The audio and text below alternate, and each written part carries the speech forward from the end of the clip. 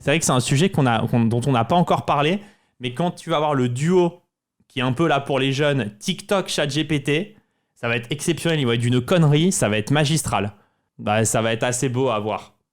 Et ils vont se penser main en plus, ils vont se croire complètement main. C'est dramatique plutôt. Oh non, c'est beau. Oh, pas dramatique. C'est magnifique en fait ça. Tu m'en fais comment avec ta fille, pas de tel avant quel âge?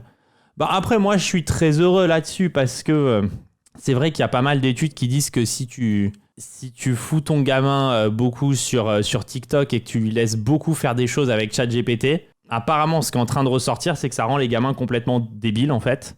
Et je pense que grâce à ça, ma fille, elle pourra avoir un vrai avantage parce que ça, on va pas lui laisser faire. Mais c'est sûr qu'avec un minimum de compétences, tu pourrais être meilleur que les 90% d'autres. Après, le danger, c'est est-ce que si 90% des gens deviennent complètement débiles, est-ce qu'il n'y a pas un écroulement civilisationnel?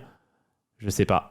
Quand tu vois malheureusement les enfants qui passent beaucoup de temps sur les écrans, il y a un vrai problème en fait, ça se voit.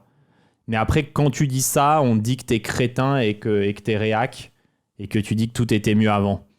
Donc j'ai envie de dire, laissons les gens abrutir leurs gamins, laissons les gens créer du contenu pour abrutir les gens, et puis démerdez-vous. Enfin, si vous pensez que c'est bien, tant mieux. Pensez que les gens qui alertent là-dessus sont juste des gens qui sont réactionnaires et qui sont jaloux de tout ce monde d'Internet, et puis on verra dans 30 ou 40 ans, quoi. Bah, ce sera con d'avoir raison et qu'on t'ait dit tout le temps que t'étais négatif, mais malheureusement, c'est un des rares cas où dire c'était mieux avant, c'est vital pour TikTok et l'IA. Mais moi, je le dis souvent, mais après, on me dit que je suis un vieux con, donc éduquez vos gamins comme vous voulez, hein, mettez-les devant des écrans comme ça, et mettez-les devant des IA depuis tout petit, rendez-les débiles, et puis c'est pas grave. Hein. TikTok atrophie le cerveau, il réduit même physiquement. J'ai vu ça, ouais. Et voilà, si ça réduit que le cerveau, c'est peut-être pas si grave non plus. J'ai un enfant du même âge que le tien, je suis d'accord avec toi, mais j'ai peur qu'à l'adolescence, voire avant, il soit exclu socialement si c'est le seul à pas avoir TikTok ou que sais-je. Alors, je pense pas. En fait, j'ai une théorie là-dessus, qui est un peu dégueulasse, mais je peux vous la dire. Mais je vais pas me faire d'amis, mais je peux vous dire ma théorie. Donc, faudra pas mal le prendre. Elle est dégueulasse, hein, j'annonce. Je pense que les gens qui ont des moyens financiers plus importants vont investir pas mal d'argent dans leurs enfants pour qu'ils soient dans des écoles où globalement on fait beaucoup plus attention à ça. Et je pense que ça va être un petit peu comme dans une dystopie. Mais attention, hein, c'est vraiment dégueulasse. Mais où en fait, t'as les gens qui ont un peu des moyens financiers qui vont essayer de se protéger de ça. Et t'as les gens qui n'ont pas de moyens, qui n'ont pas le temps de s'occuper de leurs gamins et qui peuvent pas le faire, qui vont avoir leurs gamins qui vont être en boucle sur les réseaux. Et en fait, ça va créer un genre de séparation sociale, en fait, entre, je sais pas, mais 80% des gens qui triment et en fait, qui vont, leurs enfants, ça va vraiment être la cata, parce qu'ils vont partir avec un handicap de fou. Et t'as les 20% de gens qui auront des moyens, qui vont pouvoir protéger leurs enfants de ça cognitivement. Non, mais ça va pas être, c'est pas de la reproduction sociale, Red Brouette, parce qu'en fait, là, c'est pour moi un genre, hein, ce truc de TikTok, etc., c'est un genre d'arme de destruction massive. Genre vraiment, moi je prends vraiment ça comme une drogue que tu donnes à des enfants. Mais vraiment, moi je prends ça comme une arme de destruction. Et du coup, tu auras les gens qui ont les moyens de s'occuper de leurs gamins et qui peuvent le faire, qui vont pouvoir protéger leurs enfants de ça, et les autres qui vont être complètement vulnérables à ça et qui vont se faire défoncer. Et malheureusement, il y a combien de créateurs de contenu qui font leur beurre et leur argent sur l'abrutissement des gamins des autres, quoi. C'est quand même assez particulier aussi. Hein. Mais bon, comme j'ai dit, hein, c'est un avis, après je vais pas me faire d'amis parce que voilà, mais... c'est pire que les Teletubbies, c'est nettement pire que les Teletubbies. En fait, le truc, c'est que les nouveaux outils avec les nouvelles IA et surtout les nouveaux moyens technologiques, ça attaque vraiment des capacités cognitives fondamentales. C'est complexe quand t'es parent de pas donner les accès à des conneries. Je vois pas trop ce que la classe sociale vient faire là-dedans. Ah bah t'as des enfants au greffe au l'œil ou pas? Nope, bah c'est pour ça. Quand t'as de l'argent, t'as les moyens en fait de mettre en place des choses pour protéger tes enfants. Malheureusement, hein, c'est moche à dire, hein, tu vois, mais moi j'ai la chance que ma femme puisse rester avec ma fille à la maison, qu'elle s'en occupe. Ça c'est des choses que tu peux pas faire si les deux parents sont obligés de travailler toute la semaine, tout le temps. Tu t'informes peut-être plus. Il y a tellement de choses dans ce monde qui sont liées aux moyens financiers. Avec l'argent, tu vas au ciné, tu fais des musées, tu fais des trucs qui te construisent intellectuellement. C'est tellement ça. Avec la bouffe, c'est pareil, en fait. Avoir de l'argent, enfin, c'est triste à dire. C'est juste réel, hein. Et puis, c'est difficile de blâmer les parents. Ces outils sont mauvais, parfois très utiles, par exemple, pour que l'enfant te laisse tranquille, malheureusement. Ah, moi, je blâme vraiment pas les parents parce que c'est vraiment usant de s'occuper d'un enfant.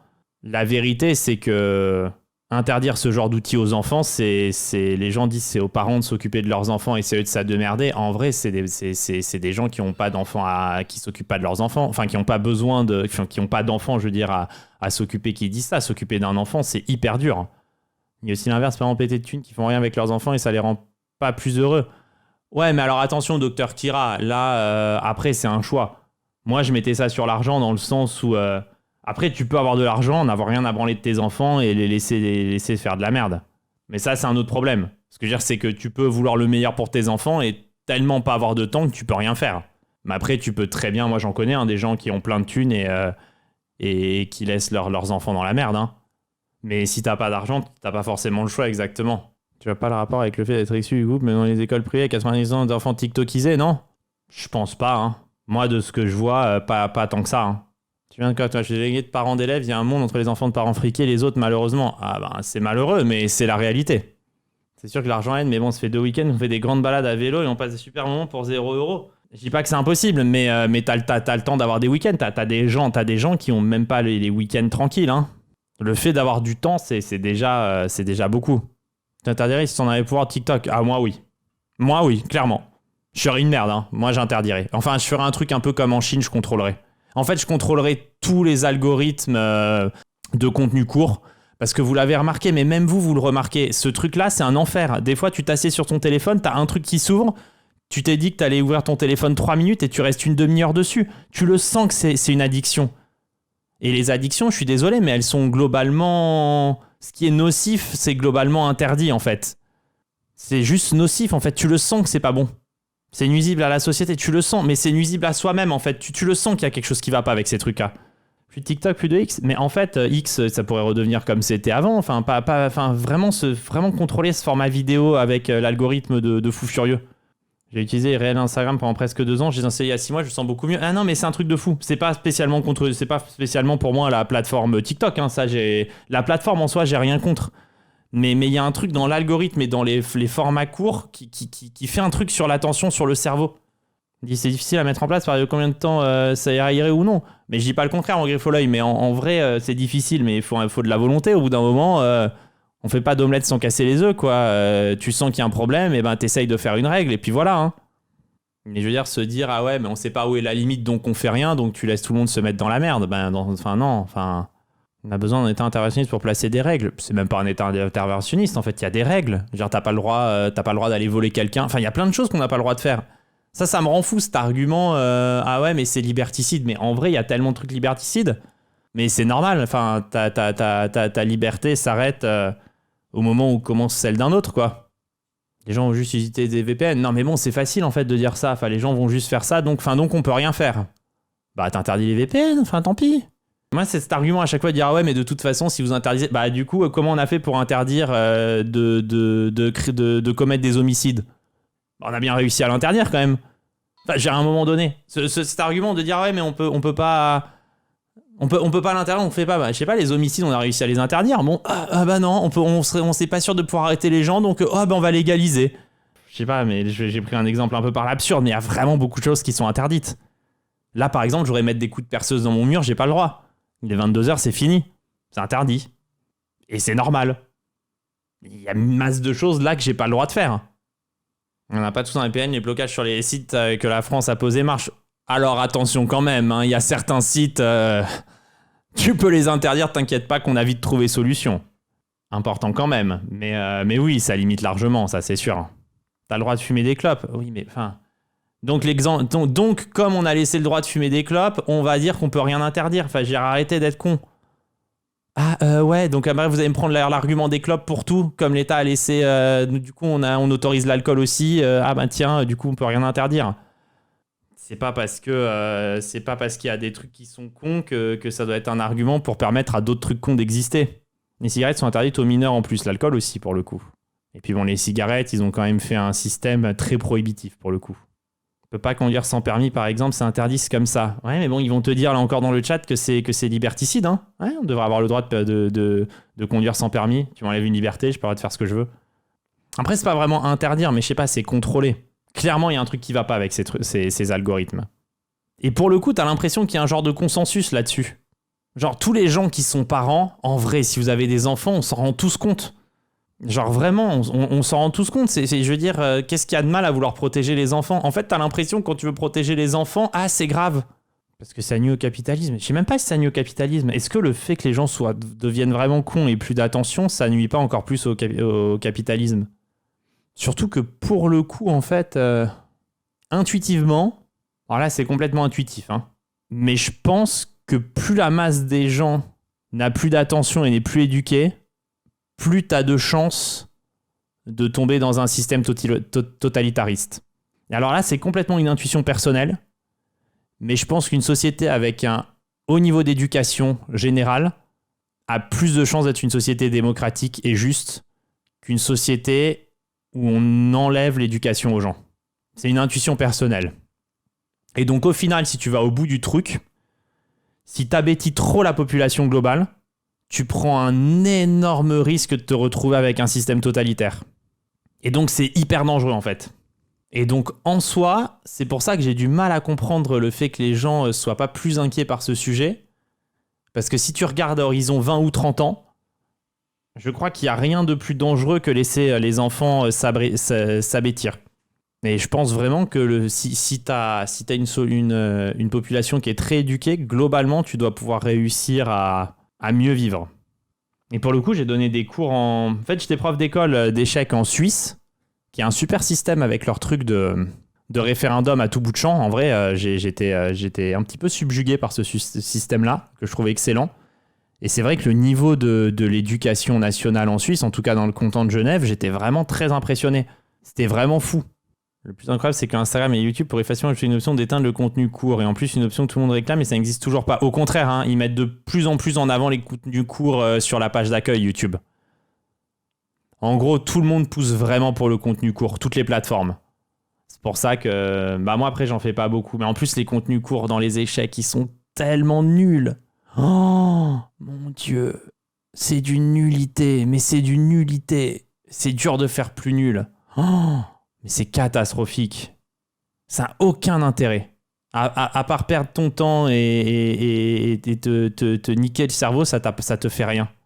Parce qu'il peut y avoir certains sujets, certains trucs avec du contenu court intéressant. Mais alors, dans les échecs, mais je sais pas, mais c'est le pire contenu court de tout l'Internet. Ah, dans les échecs, c'est horrible. Après, les échecs, pour le coup, ça s'adapte tellement pas au contenu court aussi. Les influx qui prennent les parties connues font semblant de les jouer. Ah ouais, mais ça c'est... Mais bon, enfin, tout est nul. Ah ouais, non, mais c'est... Mais bon, après, les échecs, tu peux rien faire d'intéressant sur un contenu court, quasiment. C'est quasiment impossible. C'est vraiment... Il n'y a pas assez de temps. Les shorts des pièges d'échecs, c'est pas trop mal pour les apprendre. Mais c'est nul, en fait. C'est tellement pas adapté. La nouvelle mode de spam les shorts cachant l'échiquier IRL Chesscom pour en spammer le plus possible. Ah ouais, mais c'est tellement con. À la limite, des tactiques, non, mais tu pourras avoir des exercices tactiques ou des petits trucs expliqués. Mais le truc, c'est que de toute façon, ça marche pas. Mais quoi qu'il en soit, c'est pas adapté les échecs à un format court. Parce que les échecs, c'est compliqué comme jeu pour développer un propos. En moins de 10 minutes, c'est dur. Les vidéos avec des joueurs pros, les réactions alors que l'échiquier n'a rien à voir. Ouais, il y a ça aussi. Non, mais vraiment, hein, c'est vraiment dans les échecs, c'est horrible. Problème tactique, c'est pas mal. Non, mais il pourrait y avoir des trucs pas mal. Mais en fait, je parle des choses que l'algorithme te recommande. Après, c'est pas impossible de faire quelque chose de pas horrible sur le format court. Je dis pas le contraire. Mais globalement, 95% du contenu est mauvais. Après, forcément, on fait toujours des généralités. Il peut y avoir 5% de trucs bien. Moi, je suis pas tombé dessus, mais ça peut tout à fait exister. Je dis pas le contraire. Je parle globalement de tout ce qui te fait les trends sur TikTok, Instagram ou quoi, mais c'est systématiquement nul. T'as essayé TikTok? Bah, j'en fais des fois, mais après, moi, c'est plus des extraits de live, et franchement, c'est pas fou, hein. C'est juste pour avoir une présence sur la plateforme. Mais vraiment, moi, je trouve les trucs d'échecs. Après, c'est aussi parce que l'algorithme, il met les trucs les plus addictifs, et les trucs addictifs, c'est jamais les trucs intéressants, en fait. Tu participes un peu, tu fais pas mal de shorts, la main dans le sac. Bah non. Absolument pas. J'ai jamais fais des choses pour que ce soit addictif en fait. Je mets un peu de contenu parce que je suis un peu obligé, parce que sinon c'est pas possible, mais je demande pas à mes monteurs de faire particulièrement du contenu addictif ou d'utiliser des codes de contenu addictif ou quoi que ce soit. Mais t'es obligé de le faire, t'es obligé de le faire. En fait, c'est ton métier après. Tu peux rien y faire, mais bon, c'est pas mon contenu, il est pas centré là-dessus. C'est pas comme ça que tu vas découvrir mon contenu, et surtout, c'est pas pour t'amener sur du contenu tout aussi con. Après, ce serait que moi, je préférerais ne pas les faire et que ça n'existe pas, hein, je te rassure. Hein. Mais après, tu peux pas vivre. T'attends, t'imposes sûrement de faire les shorts. T'imposes pas vraiment, mais en fait, ils t'encouragent grandement. Si tu veux que tes vidéos soient un peu recommandées par l'algorithme, ils t'encouragent grandement à faire des shorts parce qu'ils les mettent tellement en avant que pour qu'une personne tombe sur tes vidéos et commence à te connaître et veuille regarder ton contenu, t'es quasiment maintenant pas obligé, mais c'est vraiment fortement recommandé de faire un petit peu de contenu short. Et puis non, mais j'ai des idées pour faire des trucs pas trop mal, mais je veux dire, j'investis pas... tout mon temps, j'investis pour faire du contenu intéressant. En fait, c'est souvent que du recyclé de 90%, 98% de mes shorts, c'est que du recyclé de live. Après, c'est comme ça, hein. C'est le jeu, ma pauvre Lucette. Au moins, c'est du contenu 100% original. Important quand même. Ah ouais, non, mais je te jure, hein, Yo Soy La Machina, c'est... En plus, c'est toujours les mêmes trucs en boucle, les mêmes tactiques, les mêmes musiques. Ah non, le truc d'échec, c'est... Je trouve, hein, personnellement, que c'est une des niches les plus débilisantes d'Internet. Le pire, c'est le fou qui se cache derrière l'immeuble du 13e qui fait maths. Putain, mais il y en a eu combien des trucs comme ça? C'est une folie. Ça gâche l'âme sérieuse des échecs? Alors moi, je trouve pas que ça gâche l'âme sérieuse des échecs, parce que pour le coup, les échecs, ça doit pas être sérieux. C'est juste comme je dis, je trouve que tous ces trucs-là, c'est vraiment débilisant, quoi. Mais après, c'est comme ça, c'est juste qu'on parlait de ça avant, c'est comme ça, hein. Bon, mine de rien, on parle un peu trop, là. Mais moi, ce que je propose, c'est qu'on parle moins et qu'on se fasse, c'est parti pour monter à 2000 Elo.